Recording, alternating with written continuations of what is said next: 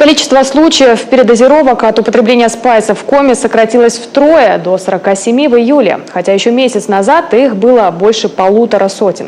Причина резкого снижения отравлений легко объяснима. С начала года наркополицейские регионы изъяли больше 50 килограммов дурмана и отправили за решетку 35 преступных групп.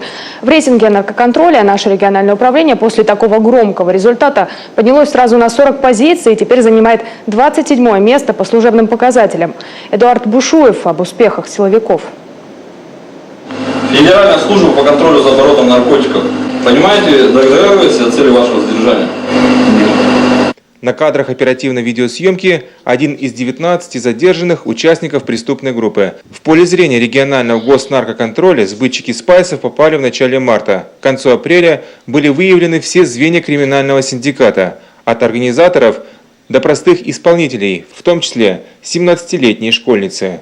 По полученным данным, они снабжали зельем Сыктывкар целых 2 года. Роли в данной группе были четко распределены. Значит, были задержаны все участники.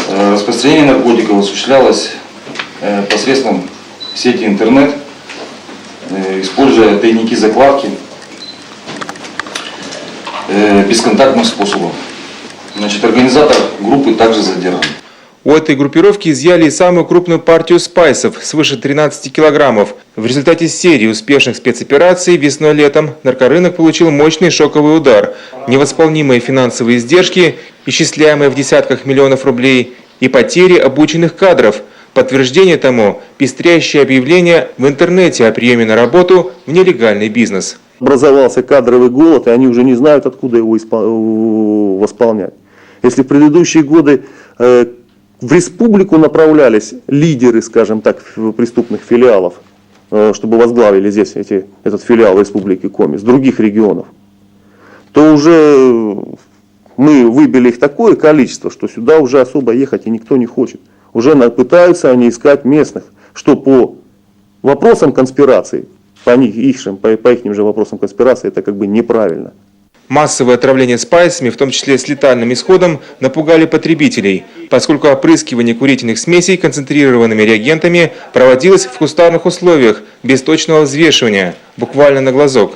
Черный рынок отреагировал на новые запросы немедленно. Теперь силовики отмечают увеличение поставок наркотиков амфетаминовой группы, с которыми сложнее получить передозировку. Почти 20 килограммов метилэфедрона наркоборцы изъяли в начале июня в результате спецоперации в Сыктывкаре и Ухте. В ней находится 3,5 килограмма. Чего? Кристаллов. Что за кристаллы? Наркотические вещества, кристаллизированные, да. Александр Загородний, возглавив год назад региональное управление наркоконтроля, расставил перед коллективом новые приоритеты в работе. Прежде всего, усиление борьбы с оргпреступностью.